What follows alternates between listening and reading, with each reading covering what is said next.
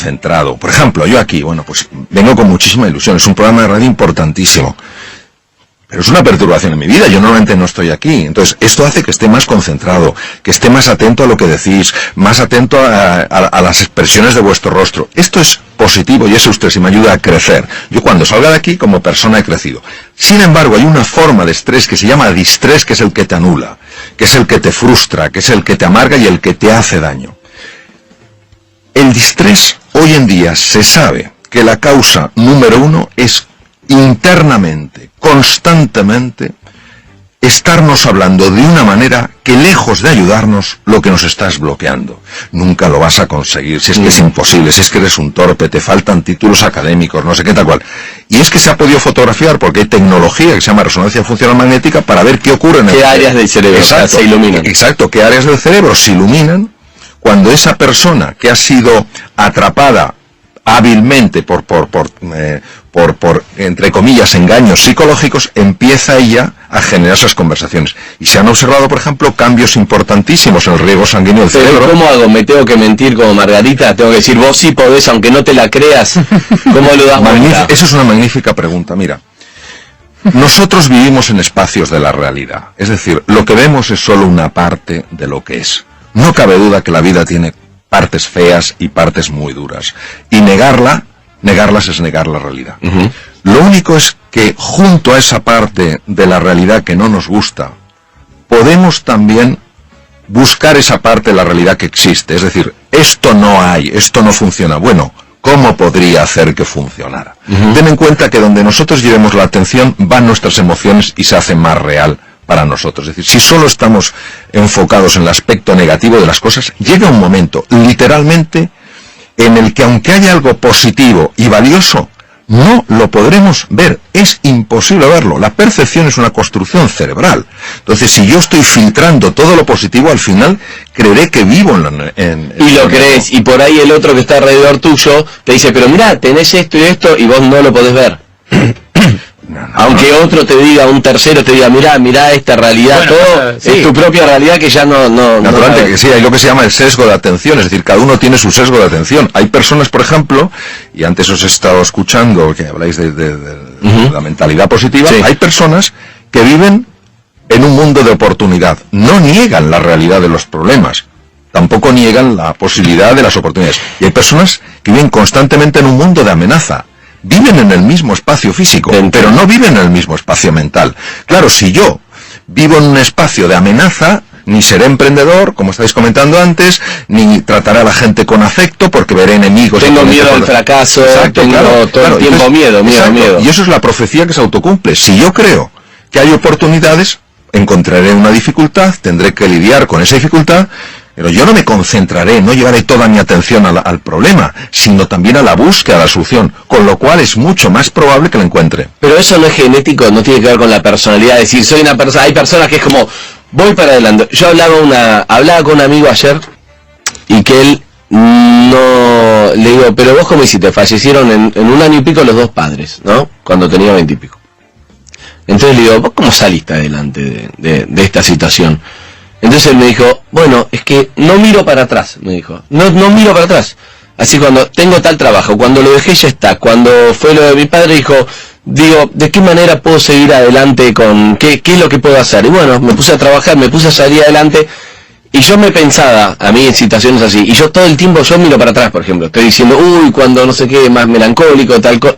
No puedo, es como es cada uno. Y eso digo, ¿yo lo puedo cambiar o es inerte a la personalidad de cada uno? Esa pregunta se la han hecho científicos a lo largo de muchos años y sobre todo cuando se descifró el genoma tomó una relevancia muy importante. Mira, Andy, fundamentalmente podemos decir así, podemos dar los siguientes datos. El 40% es genético y el 60% es no genético. Ahora bien, dicho esto, tenemos que añadir un nuevo elemento. ¿Quién hubiera pensado hace unos años? En la Universidad de Harvard, por ejemplo, no se podía hablar de esto, porque parecía que era algo esotérico. ¿Quién hubiera dicho, hace unos años, que los estados emocionales de la persona podían afectar al material genético?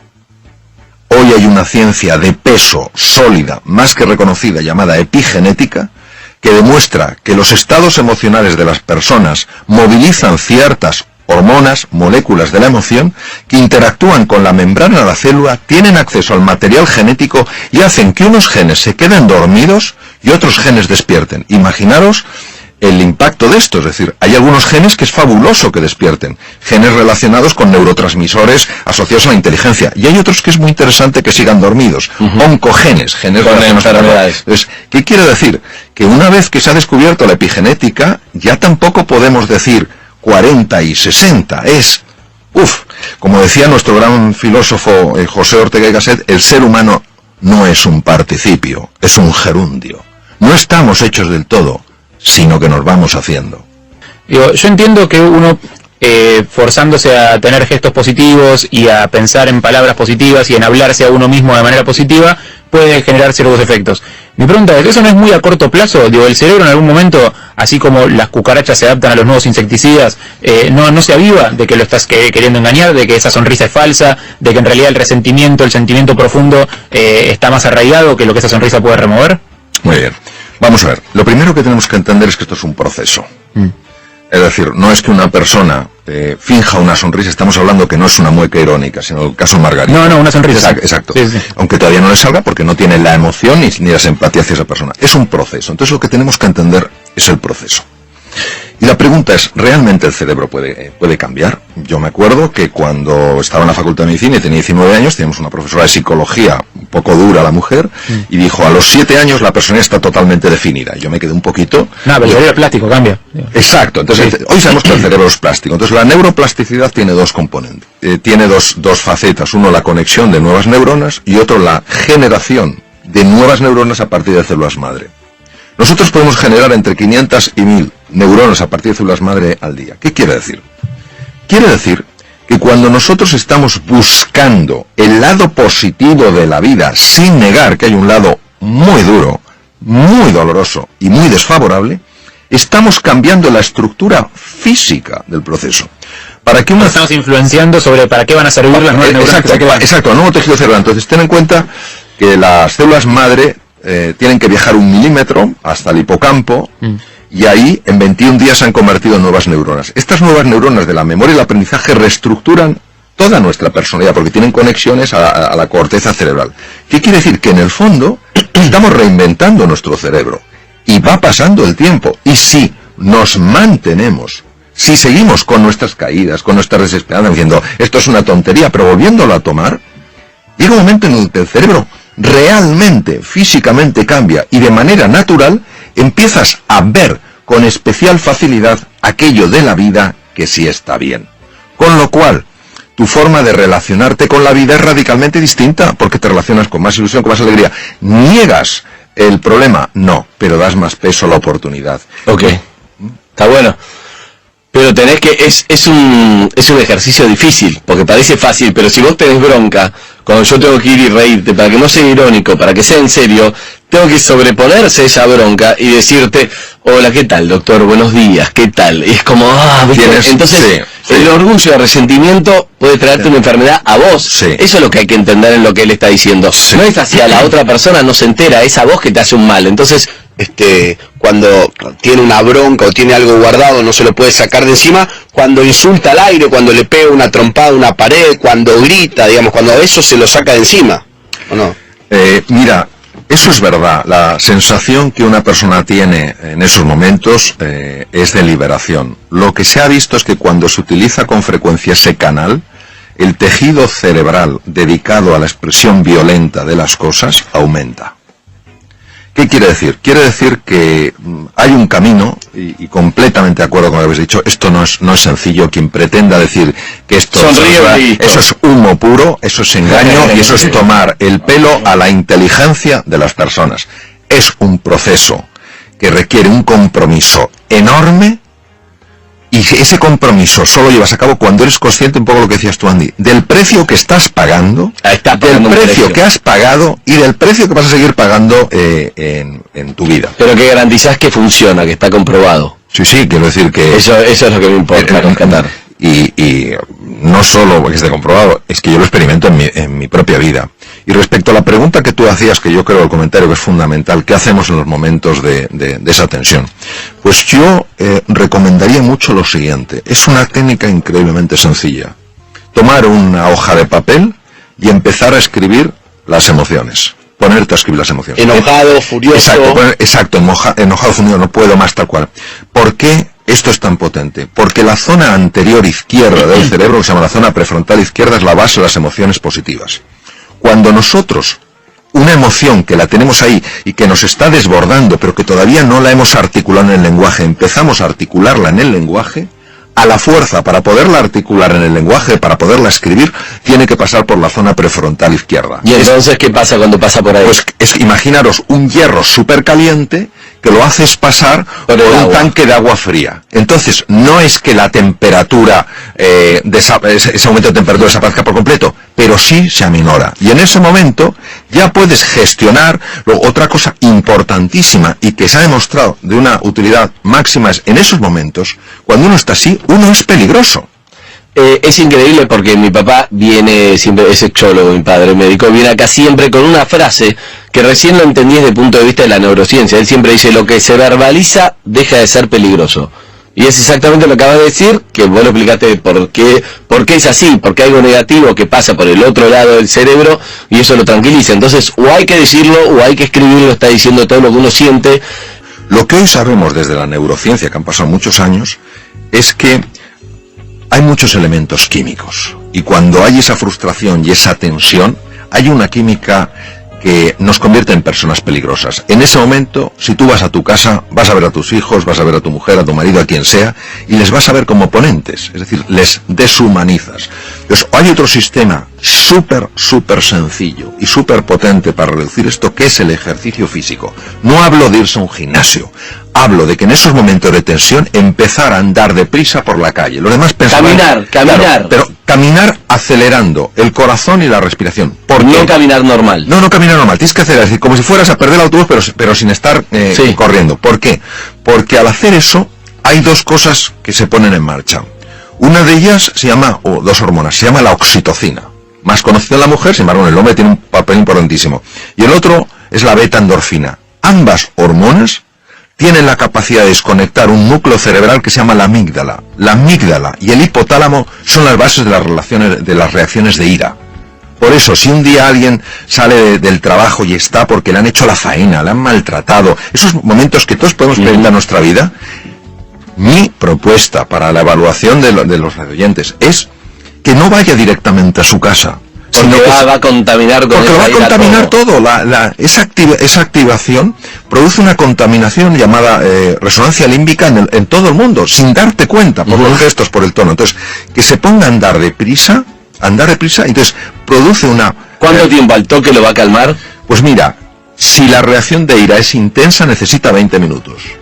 Si caminando rápido. Entonces, esa aceleración hace que la hormona, la oxitocina, empieza a desconectar la amígdala deja de interactuar con el hipotálamo, que es donde está donde ponía Freud, precisamente el id, la parte más bestia del ser humano, la ponía el hipotálamo, que el hipotálamo tiene el tamaño de un guisante, pero manda lo que no se sabe. Entonces, la amígdala desconecta el hipotálamo porque a su vez ha sido desconectada por la oxitocina. Y te hago una pregunta para entender un poco esa bronca, porque lo mismo que en otro momento, suponete que mi jefe me maltrató. Hay días que no te hace nada y un día que se me activaron los cables y tengo una bronca que es la que vos decís. ¿De qué depende eso? Depende. ¿Qué es lo que se produce? Es una pregunta importantísima. Depende de cómo yo evalúe en ese momento lo que está pasando. Vamos a ver. Hay hechos que son objetivos. Es decir, si a mí se me cae la botella aquí, todo el mundo lo ve y se dice, a mí se ha quedado la botella. Pero hay hechos que hay un elemento que es subjetivo. Se cae la botella y yo mismo me digo, qué torpe soy. Eso es lo que genera todo el daño. Entonces, muchas veces, cuando somos hipersensibles a comentarios de los demás y nos enfadamos, es porque previamente nuestro diálogo interior nos ha estado poniendo la cabeza como una jaula de grillos. Lo que pasa es que como actúa a nivel inconsciente, nosotros no nos podemos... Exacto, y surge en ese momento. Exacto, no lo podemos oír, sí lo podemos sentir. Y hay que escribir entonces, todo el tiempo. Es importantísimo, es decir, es sencillo Y aquí la prueba del algodón, como decimos en España, la prueba de eso es que es que se pruebe. Que se pruebe. Que se pruebe. Y diga, y empiezas a ver si el doctor es un vendehumo o no. Exacto, que lo exacto. haga. Ahora, hay que hacerlo dándole una oportunidad al ejercicio. Okay. Es decir, hay que hacerlo en serio. No escribo 3 garabatos, esto no funciona. Okay. No, porque hay que tener en cuenta que la venganza, y voy a decirlo sentido metafórico, es muy dulce. Okay. Y es muy atractivo decir, este se va a enterar.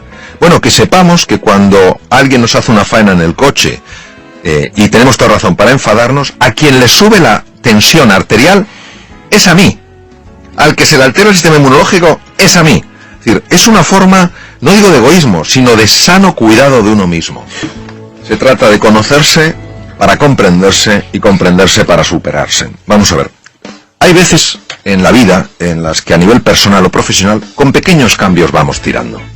Eso no es reinventarse. Okay. Pero hay veces que a nivel profesional o personal tenemos que hacer cambios radicales, transformaciones profundas. Y en ese momento necesitamos aflorar de nuestro interior talentos, capacidades que no sabemos que tenemos y que son esenciales para dar ese paso. Es en medio de la noche, cruzando el desierto, saliendo plenamente de la zona de confort, de nuestra zona conocida, de nuestro status quo, cuando descubrimos verdaderamente la realidad de quiénes somos. La reinvención no quiere decir que te tengas que cambiar una persona, convertir en una persona distinta. Eres fantástico con quien eres. La reinvención es una invitación para que tu forma de ser y de estar en el mundo pueda traerte de la vida mucho más de eso que a ti te ilusiona. ¿Y cómo conozco qué herramientas tengo que no sé que las tengo? ¿Cómo las conozco? Claro, la reinvención implica que tenemos que encontrar una fuerza lo suficientemente grande para salir de la zona conocida, la zona de confort. De la zona de confort. Hay veces que uno lo puede elegir o hay veces que la vida te lleva a eso. Exacto, exacto. Entonces, de la zona de confort se pueden salir de 2 maneras. Uno, la vida te saca. Ya está, estás fuera. Con lo cual, no tienes más remedio que hacer. De ponerte en marcha. Y otras veces, cuando tú escuchas algo, lees algo, ves algo que te inspira para darte cuenta de que hay algo más grande que eso que tú estás viviendo. Y entonces, desde la fe, es decir, desde el convencimiento de que hay un mundo mucho más ilusionante el que puedes vivir, das el paso. Solo cuando das el paso, empieza a suceder. Es decir, tu pregunta... A medio camino no va. Tu pregunta es muy difícil de responder de una manera puramente racional, porque es, yo daré el paso cuando lo vea. La respuesta es, nunca lo verás si antes no das el paso. Correcto. Hay que ir al vacío, es el famoso vacío. Eso es. Ir al vacío, no hay ninguna garantía, no sé, mandarse. Pero es difícil, porque uno como que no podés. Claro, como claro. Cuando sos nene no podés dejar de andar con rueditas, cuando tenés que tirarte una pilita, un trampolín y te da miedo, ese vacío es difícil, doctor. Bueno, ¿cuáles serían tus 5 conceptos, 3, lo que quieras de resumen de todo lo que hablamos, digamos, para llevarnos a conclusiones? Yo haría una conclusión muy sencilla. Es que la pregunta no es si podemos ser más felices en la vida o si podemos cambiar. La pregunta es si estamos dispuestos a hacer lo necesario para ser más felices y para cambiar. Es decir, si estamos dispuestos a aguantar inseguridades e incomodidades para descubrir realmente la grandeza que está en todos nosotros. O sea que eso es una decisión. Es una Eso sí, resolución. algo tenés que hacer, tenés que es una resolución. Si no, no va a pasar. Es una resolución, una decisión radical, firme. Doctor, te agradezco un montón, la verdad que un placer esta charla. Creo que la capacidad tenemos todos la misma. Con más temple, menos temple, más personalidad, pero la capacidad la tenemos. Todos tenemos la capacidad, sin duda.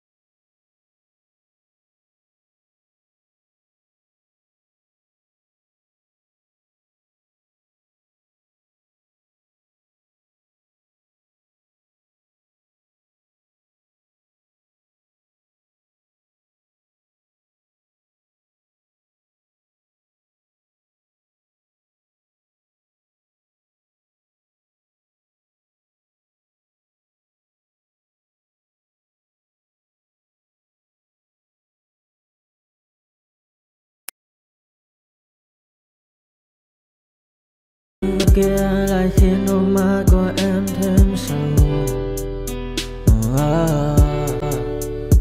Vì sao em đi cần để lại lý trí, chẳng để lại anh khi nước mắt còn rơi, còn rơi. Vì giờ em đã vội quên đi bao câu hứa mình còn cho nhau, quên đi bao nỗi đau mình dành. Ngày giờ em đã vội quên đi những lời hứa ngày nào, vì dòng nước mắt em đã vội rơi. Anh không thể mãi anh như nên vào điên rồi. Anh như say đôi mắt môi, anh như chỉ còn muốn em bên cạnh như ở phố xa rồi. Anh chỉ muốn em cạnh đấy thôi, không muốn em ở bên đời, chỉ muốn em anh bên người. Người đã gỡ bước đi xa trong cơn mưa chiều vội vã, người đã bước quên anh khi cơn mưa qua gần vội vã. Em đã quên rồi mà anh sống đây yêu má bé, chẳng còn lại gì những người em mang nước mắt rơi.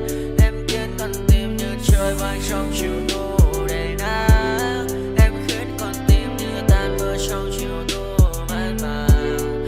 Vì còn nhiều lắm những ngỡ vàng, nhiều lắm những nỗi vội vàng, nhiều lắm những cơn mưa em ở ta bây giờ đơn vang. Không mơ không mai đứng sang nhờ mai em còn đợi đôi hôm mai anh còn người ta xưa ta chúng còn giữ nhau, chẳng để giữ lấy em khi cơn mưa về đến.